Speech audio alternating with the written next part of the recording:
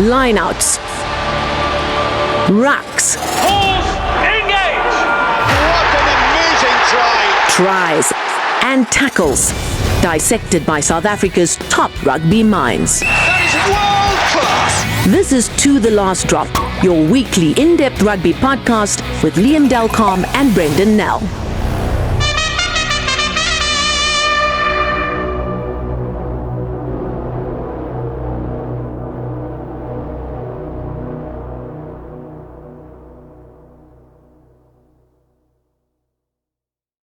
This is To The Last Drop. I'm Liam Delcom. And I'm Brenden Nell. Brenden, you've got I was going to say, you've got a nice tan after your long travels, your mini break. It looks like you got a lot of sun. I take it you enjoyed it. It looks like you look like a man that's lapped it all up. Yeah, I have. I must admit, I was in South America, as you know. Maybe our listeners don't know. I went there for holidays. Argentina's been the one part, Liam, you've toured as a rugby journalist. I've never had the pleasure of doing, and it was a bit of a bucket list destination, Buenos Aires, for me. So I made a plan, and I ended up in a couple of other cities as well, in Montevideo in Uruguay, and Salvador in Brazil, and Sao Paulo in Brazil, and just soaked it all up. And South America is definitely a vibe. It's definitely got an energy about it that's it's hard to explain to somebody, but it's certainly worthwhile visiting. And if you ever do get the chance, other than the fact you're going to have way too many caipirinhas, there's going to be more than enough to keep you busy there. I had the advantage of seeing our old friend Frankie Dega as well as in Buenos Aires as well. I had lunch with him as well. You didn't buy him a beer, did you? No. Frankie's a teetotaler, as we all know. So, but it was good to catch up with him, even though it was a bit brief. But I loved it. Buenos Aires is an amazing city. In fact, they all are. So, but it is. I can understand why it's so highly rated, and people call it the Paris of South America. Well, I think it's about it's a city with huge energy. Sometimes the economy isn't doing that well, but it doesn't break the spirit of people who live there. They certainly still get out and about and enjoy life to the full. Look, I mean, welcome back. I suppose you don't know if you from long distance how much you've watched over the last couple of days, but let me remind you, the Springboks one game away from completing an end of year clean sweep. They won in Edinburgh, they won in London, and now it's on to Cardiff, where Wales lie in wait. The Dragon hasn't breathed the same amount of fire it has in past years. And although they're on a bit of a losing streak, it's still a game the Springboks need to take seriously, because they have slipped up before on end of year tours where there's only one hurdle to overcome, and then suddenly you find yourself tripping into it. I can imagine, because a lot of these players, especially a couple of these the Sharks players, for instance, and the Stormers players and the Bulls players were all on a 3-week tour just before this tour. And they sort of got home and then went off to Jersey, and then we're away now for another 3 weeks. And in the Bulls' case, they're heading off for another couple of weeks as soon as they get home. So not much time at home. And I mean, while they are professional players, and they do get paid to do what they do, anybody knows when you're away from home for so long, those little things are the things that can trip you up. And Boks have in the past been tripped up by that 1 foot on the plane syndrome. It happens to every sports team in the world at times. But I don't think so. I don't think so this time. I think there's a lot of excitement with some of the new caps that they brought in. I did get to watch both the Scotland and the England games. The Scotland one I watched on the bus between a place called Colonia and Montevideo, which was quite fun. And then and I watched, when I got back on the weekend, a replay of the Boks England game, because Sao Paulo's airport Wi-Fi wasn't good enough to watch video. But I did see about the airport, I have to say. No, not at all. Probably the only downside of that the entire trip was that airport. But just on both performances, I mean, and we have spoken a bit about the past parts, but in both performances, the Boks have found ways to win, haven't been overly impressive, have looked a bit vulnerable, have had parts of their game where they can improve, and but they've still won, and they've won comfortably in both games. So this week it's a very different challenge because Wales are it sounds like, let's put it this way, it reminds me of a lot where South Africa was after that end of year tour. I think it was 2016 with Alistair Coetzee, where they'd lost against Italy. 27, yeah, 2016 it was pretty bad, and then they copped a number of losses in 2017 as well. Was it 2017? Yeah. You need to decide which one it was. Well, I think it was 2017. I still remember meeting him and Adrian Strauss when they returned home, and there was nobody at the airport except for a few of us journalists, and we had to put some tough questions to Alistair about having the worst record of a Springbok coach, and Adrian Strauss, who's a hell of a nice guy, having the worst record of a Springbok captain. And it wasn't the most comfortable press conference to have. It feels very much the same in Wales this week. Everybody's pointing fingers. Everybody's looking, who to blame. And I think everybody accepts that Warren Gatland's on the way out. But they've got the small matter of the world champions coming this week. And so what do? You hope to put up a brave performance, but I think there's an inevitability there. And that could be dangerous in a way for the Springboks, because if you let your guard down, you think the game's going to be easy. It just takes one bounce of the ball and you're behind 7-0. And not that this side can't claw their way back from the strangest of positions, but there is still something to play for, still some danger there for the Boks. Yeah. Look, I mean, if you look at the Springboks, I think they haven't yet delivered a polished performance on this tour. They've won, I think, both those tests, especially the second one. They've used their champion qualities to stand tall when they needed to. Put up a more than a brave defense when the opposition came knocking, and just be able to dig deep, even though the lineup wasn't always working. The scrum here and there was a bit wonky. It was especially in the second half against England. I mean, they lost some of the authority they had in the first half. They weren't great at the ruck in Edinburgh. So despite all these things, they still find ways of winning, and that's what champion teams do. So I think the need to finish off the tour and do it with some authority, I think, is important to them.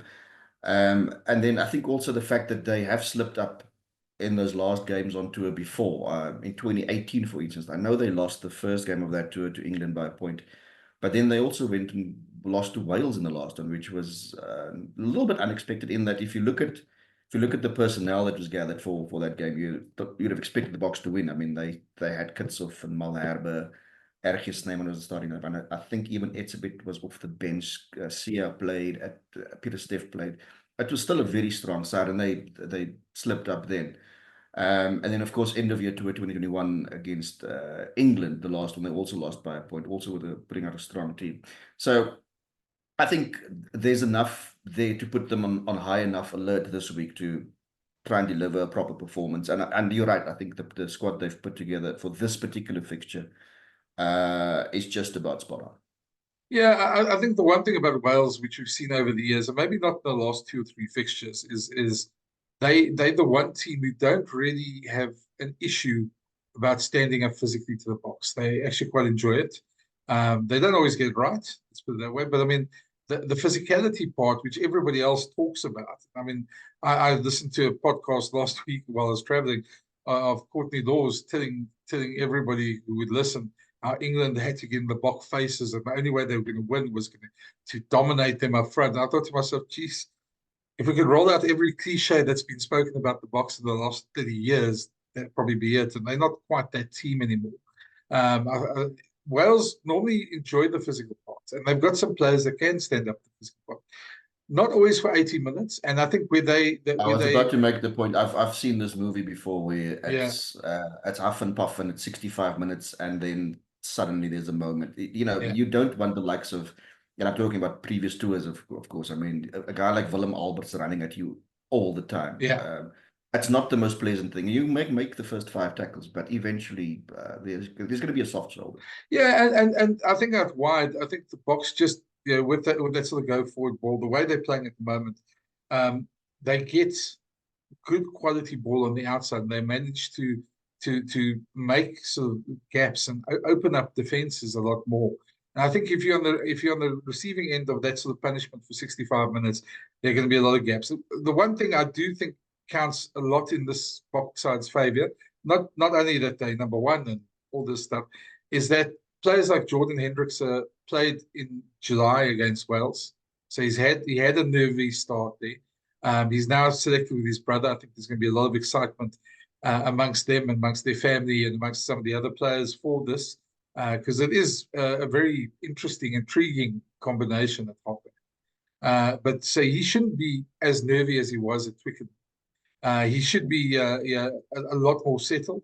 And I think when you look at that, the backline they picked outside him was basically the backline from last week at Twickenham against England.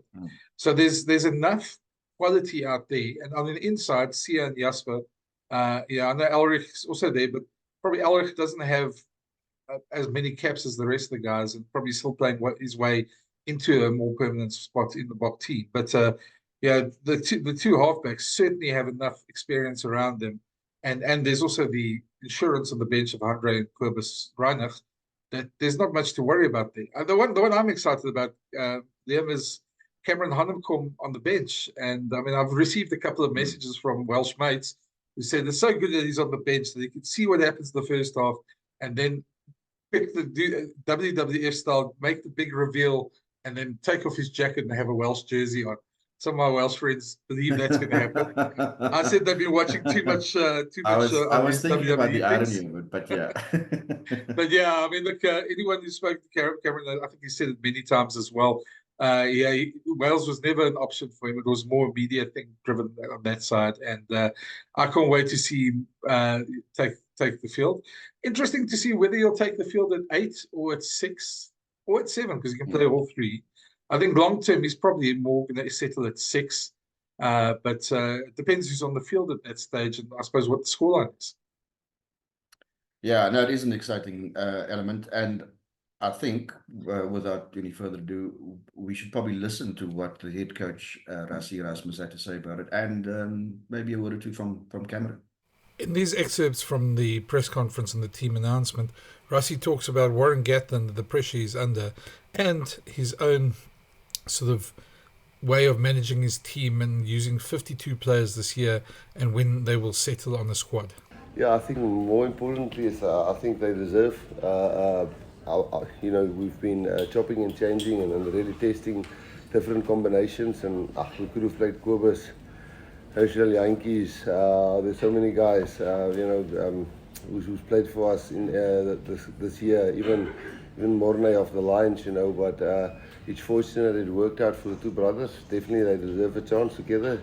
Jordan had one chance, and then Jaden is pretty settled in our team, so yeah, we're glad for them, but I think more than the family thing, that's a warm, fuzzy feeling, but the performance is very important. Yeah, as I always say, it's very tough to talk about other people's situation, but since you asked the question, I'll hope and try and answer it as best I can. Obviously, we were totally different. We were a new coaching staff that came in, and then it's easy to start a new culture because it's almost like a new start. But I think Wales is in a totally different scenario just for the sake of Warren can't all of a sudden become a bad coach with his track record. And the players that they have, if you look at them individually, they are definitely, there's some world-class players in there. I know the record of losing 11 on the trot is obviously not great, but whenever we play a team that's backs against the wall, if I can put it that way, well, we take ourselves back. Just before I took over, I think we lost 57-0 in New Zealand, but then the next weekend we lost by the same team against New Zealand at Newlands by 2 points, and that was a weekend apart. So I don't know, I just know Warren is a great coach, and I do know they've got great players, and whatever is not clicking quite there, I think he is a guy who has fixed things before, but deeper than that, I don't know the well set up to that. I think first of all is, you can't plan everything around the World Cup. If a guy's age is now 34 or 35 and he wants to end his rugby international career in 2026, you can't take that away from him because he won't be ready in 2027. A lot of players do plan their careers around World Cups. I've said it many times. A World Cup is sometimes just 6 tough games. Sometimes in your pool you've got one really tough game, and then maybe if you're lucky 2 easier ones, and then a quarterfinal, semi-final, final, where a rugby championship is 6 tough games, all that you can lose on the day. Not to say that the tier 2 nations, they're definitely coming up like all of us see, but it's tough it's unfair towards players getting older who's still good enough and the best in their position, which might not make 2027, to leave them out just because you are planning towards a World Cup. You must give those guys as much opportunity as we can. So I think what you've seen this year, hopefully you've seen that, is that we're trying to prolong careers, and I can't tell you who's not going to make it and who's going to make it, but that's why we are trying and sifting. But I guess probably not that it's cast in stone, but I think probably next year after the incoming series, going into the Rugby Championship, then we'll probably settle on a 33 or 35. I think you can see also that we disrespect no team by chopping and changing. It's just the way we knew we lost 2020 with COVID, and we tried to maximize this year while seeing that. But I guess from next year, Rugby Championships, we will start just picking the informed players. Not necessarily you can go deep to the World Cup. Some are still the best in the position, but might just stop in the year before the World Cup. Sorry for the long one. Yeah, that's right. And that's where we lost, I can't remember, the warm-up match before the World Cup. And we had a good chat there, about the Lions series, and just how coaching becomes lonely and coaching becomes cutthroat. And, whenever somebody's under the pump, you don't wish anything bad on that coach. And no, I wouldn't say I would love him to beat us, but I would love him to be successful, and although we bumped some heads in the past, he's a rugby man through and through, and we've certainly had very decent discussions since. And I've got a lot of respect for him, and I hope he gets the respect from everybody which he deserves. Cameron Hanekom then gave his version of how it feels to become a Springbok. He's making his debut this weekend off the bench. Of course, was targeted by Wales, but decided South Africa was always his first choice. No, I must say it's been obviously since being a child, it's been a dream to play for the Springboks, and I mean to have that dream become a reality on Saturday, it's unbelievable feeling, and I'm very grateful for it, and I'm very privileged to be here, and I'll take the opportunity with both hands. No, it never crossed my mind. Honestly, it's more media that speculated it. But I've always been, since a young boy, I've always dreamed of playing for the Springboks, and it's always been the dream. The other thing about this fixture, which is quite intriguing, is I know Rassie said as well that they've buried the hatchet in Gatland, but there's quite a history between the two of them. It's feisty history, and I mean, you and I were both around in the 21, that bizarre British and Irish Lions tour. And while Rassie was made the villain by everybody because of the video on the refs, Gatland was doing his fair share behind the scenes to pull strings and to drive the media narrative, especially amongst the UK press. There's no love lost between those two. I hope they have both buried the hatchet, as they say they have. But it would be rather ironic if Rassie actually ends Gatland's Wales career this weekend. There's probably every possibility that would happen. I mean, if you have that kind of losing streak, let's put it this way: if Warren Gatland wasn't in charge of Wales, if it was any other coach, that coach would probably have lost his job by now. If over a losing streak that stretches over double digits. I mean, so yeah, I suppose there's every chance of it stretching out to 12, and and then obviously Wales have to do something about it, and that would be probably the most obvious thing. Yeah, I think the one thing that also comes to mind is just what does it mean in the long term for Welsh rugby? Because we've been there before with South African rugby, and you need to make the right decisions when you're in a situation like this. And the Boks did make the right decision in bringing in Rassie Erasmus.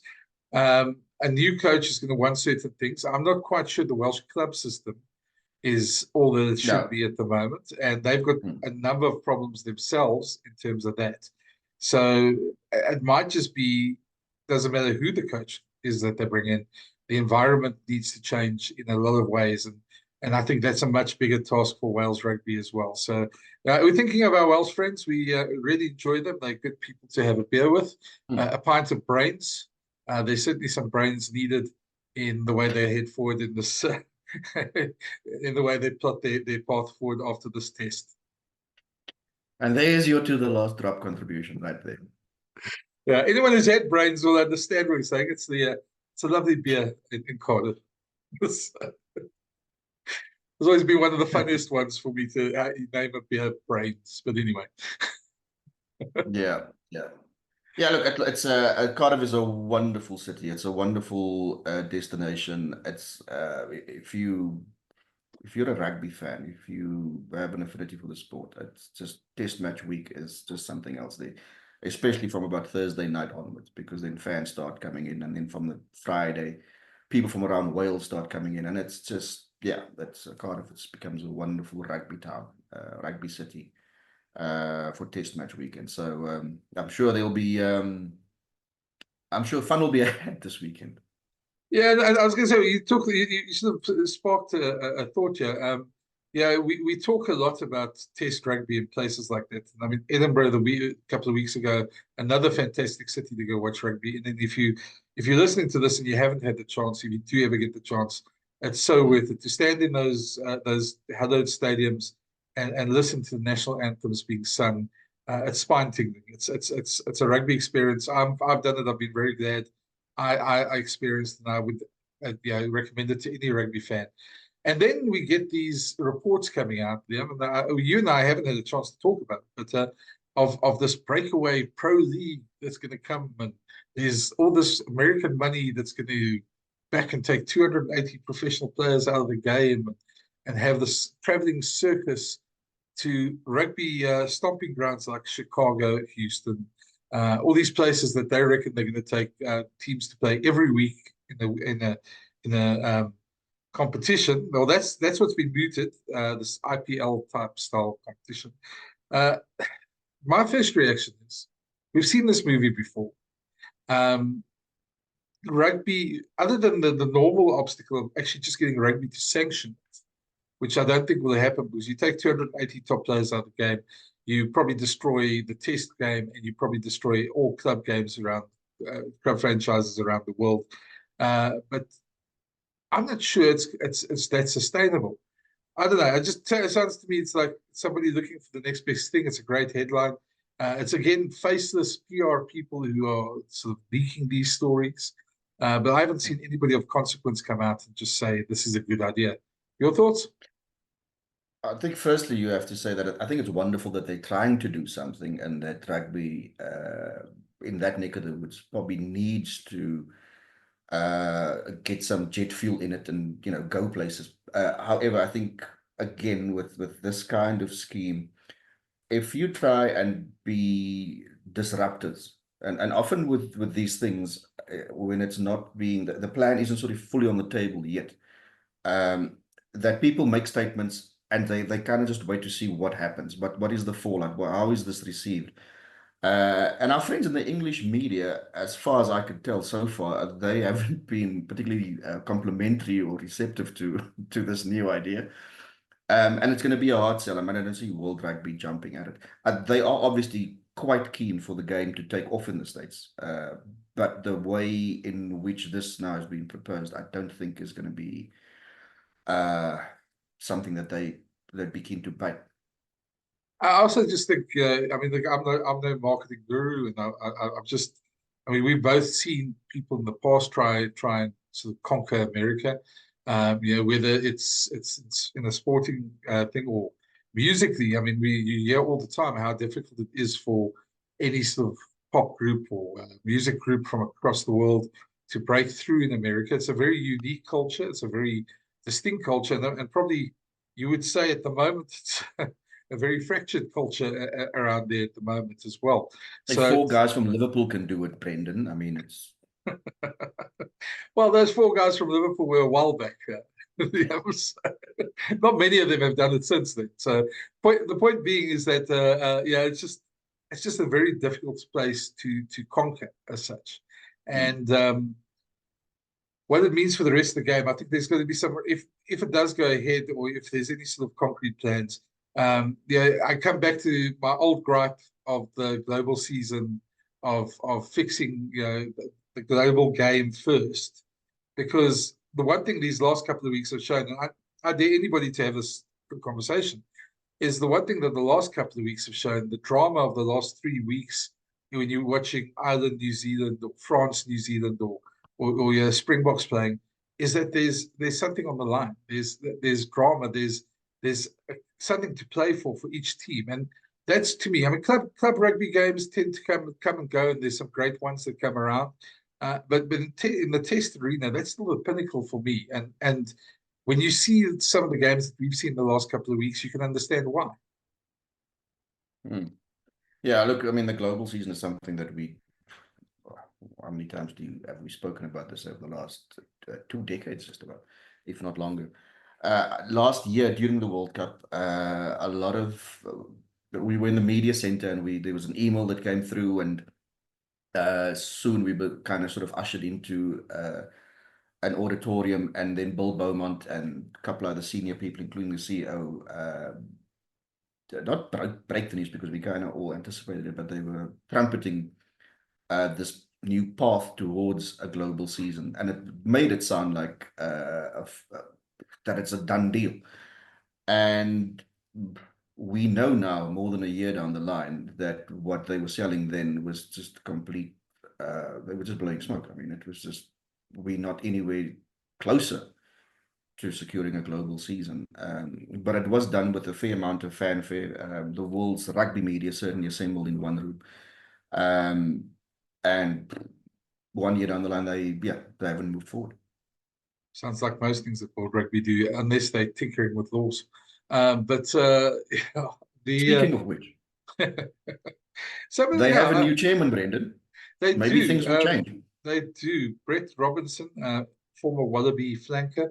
I must admit, the initial stuff I've read coming out of the election hasn't given me much hope. It sounds more like more and more of the same old platitudes being said. I do find it very interesting that Australian rugby has the chairmanship now, seeing as they have been pushed so hard by World Rugby over the last couple of years. World Rugby, of course, bailed them out in COVID when they were bankrupt. They've got the Lions tour, and they also got the World Cup given to them. So, and now the chairmanship of World Rugby. The thing that comes with that chairmanship, though, is that is so easy just to protect the interests of the top 8 or 10 nations in World Rugby. If you're going to make fundamental change, you really need to make some bold decisions. I'm not quite sure from the initial statements that have been made after the election that we're going to see any bold changes. I think it's going to be more of the same, more of rugby lurching into the same problems. I mean, yeah. As you said earlier, it's just the normal stuff. I mean, there was nothing in the sort of bullet points, the things that he will be driving in the next 4-year term, that got you sitting up thinking, okay. Unlike, I would say, when Augustine Pichot ran a couple of years ago against Bill Beaumont, there was the real promise of a big shake-up in rugby, and of course he got voted down. But in Robinson's case, I mean, it's the normal things. I mean, it's just the financial sustainability. It's the execution of the next phase of World Rugby's global growth. What does that mean? It's things like competitions that drive audience engagement. We've heard that one a few times as well. Fan and player growth investment. What does that even mean? There's nothing exciting there. And we probably also have to add that he wasn't necessarily South African rugby's horse that they, I mean, their support is behind the former French flank, again, a flanker in running there. Abdel Benazi, who fell just short after the second round of voting because he got 25 votes and Robinson 27. So it was desperately close. Yeah. No, well, I mean, that's the thing. I mean, nothing that you mentioned there, those bullet points, really excites me. To me, I want, and that's one of the things we never really get a chance to have a sit down because these guys are all based in Europe. They tend to, when they do interviews, do it with European media and mostly friendly media, let's be honest. But they don't really sit down at World Rugby for adversarial interviews. So there's questions I want to ask. For instance, what's the influence of Middle Eastern money going to be in terms of you wanting to get financial stability for rugby? There's obviously several other questions that come into that if you start taking money from those parts. We've also seen that just by giving more money to millionaires like golf has done, hasn't really improved the game. It hasn't really taken over golf. In fact, you could probably argue the opposite. It's probably cheapened the game in a way. So there's those type of questions. What happens if you have this test league that's going to go ahead? What happens to nations like Georgia and Portugal and Spain? We've shown some real promise in the last couple of years, and won fans over at World Cups. What happens to them? And how does rugby actually grow from just beyond the like 8-team sport? I don't know. I don't see those answers. I'm not quite hopeful we can ever get them. But I suppose we have to wait and see and have to give him a chance. Although, I'd be more surprised if anything does happen.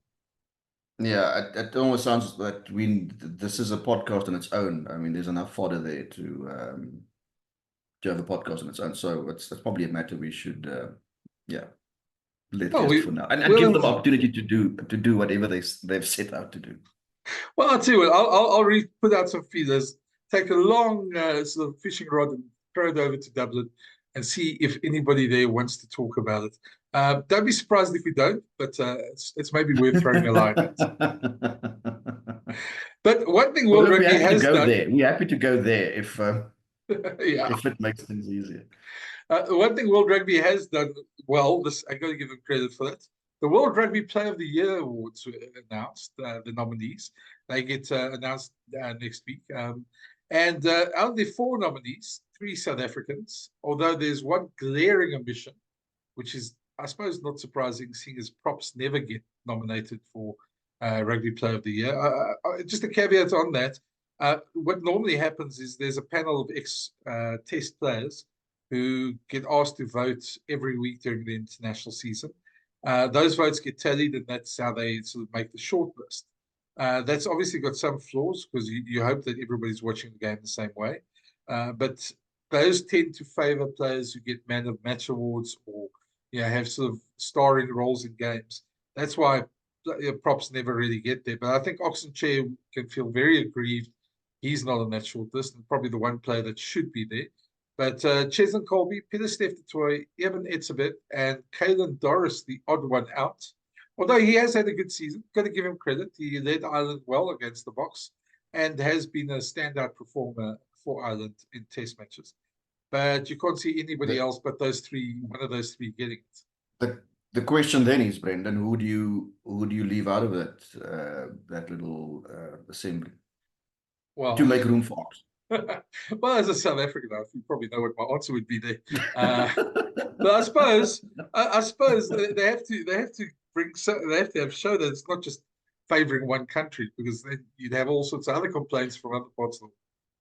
Yeah, look, I mean, it would be nice for the props club to have one in there, and look, I mean, the season has just been stellar. There's no doubt. I can't think of too many tight heads who dominated him this year, or even last year for that matter. So yeah, I think his role in that position, he's kind of making his own as well, because he gets around. He's got this work rate, and you can almost see when they're ready to set for scrum that the opposition, they just never look that keen. Yeah. Now you get that sort of, especially when the first scrum doesn't get set, you get sort of those bewildered looks in the front row, and we all know what's happening, and we quite enjoy watching that. But I feel for Ox, Southern's don't win scrums, and they don't seem to win awards either, unfortunately. So on the other 3, it's a very difficult one, because all 3 are worthy. Cheslin probably the star power, the standout in terms of those special moments that they could put on a highlight reel.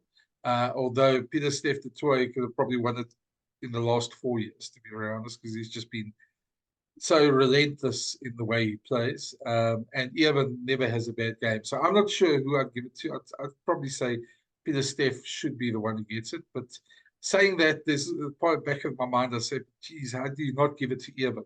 You know, he should have probably got it last Well, year at the World Cup. if I have to choose between those two, and it's very, very difficult, I'd probably give it to Eben by a very short margin, a very, very small margin.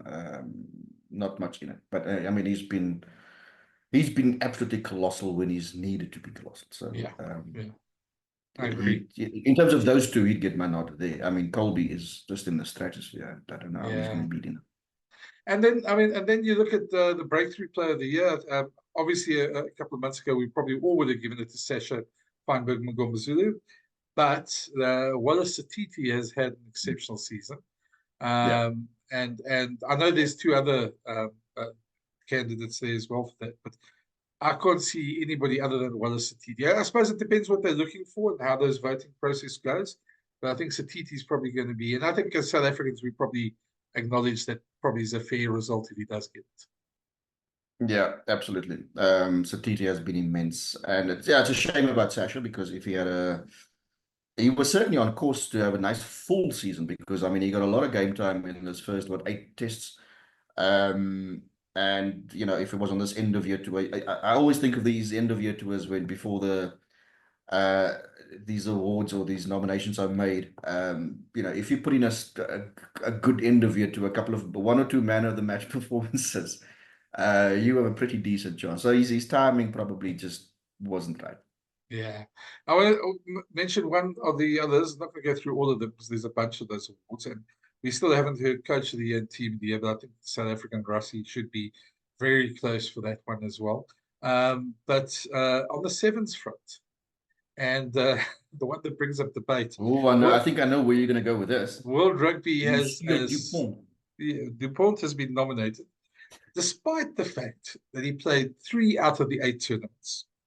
In the Olympics, in all the games, he played off the bench, and then had a magnificent final where he scored 2 tries. He was certainly the face that's of why the man Olympics. was there. To be fair, it was. But when you play 3 out of 8 tournaments, and fair enough, France did well in those 3 tournaments he played.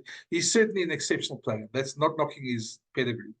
But when the award's supposed to be over the course of a season, and you have to take 8 tournaments, a final, and an Olympics into account, you're supposed to judge out of 10. So if his performances in 4 tournaments are better than anybody else that played 10 tournaments, fair enough.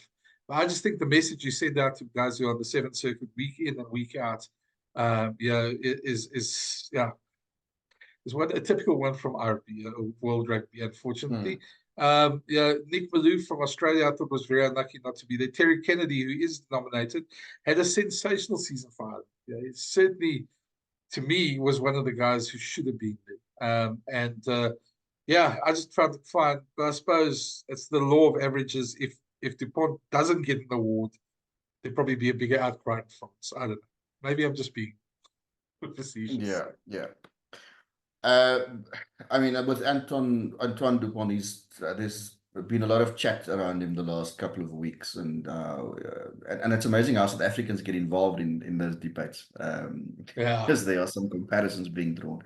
I mean, the man has star power, there's no doubt. And having watched the All Blacks against France last Saturday, he probably didn't have the impact he would have normally in matches. But even when he has, by his standards, a fairly average game, there is still just so much that he does that he makes look easy. It's just there's a level of ridiculousness there that is quite astounding. Yeah, Mr. Dupont's going to stir up conversation. We're never going to hear the end of it, of course. Being a player that's played 25 minutes in the Southern Hemisphere in his whole career. But we'll leave that for another pod and another debate. There's been a lot to talk about.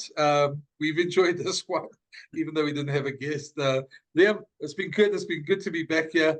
And looking forward to see what Cameron Hanekom and Jordan Hendrickse can do this weekend. It's going to be a big match. It's going to be a biggie, and it's a nice way for the Boks to the end of the year, and there's a good chance they'll do it with a bit of a spring in their step. That's it for us. We'll chat to you next week. Cheers. Cheerio. Thanks for listening. For the latest insights and rugby analysis each week, plus new episode alerts, please follow or subscribe to the series. Or find all episodes at jacarandafm.com or the Jackpot app. That is world class.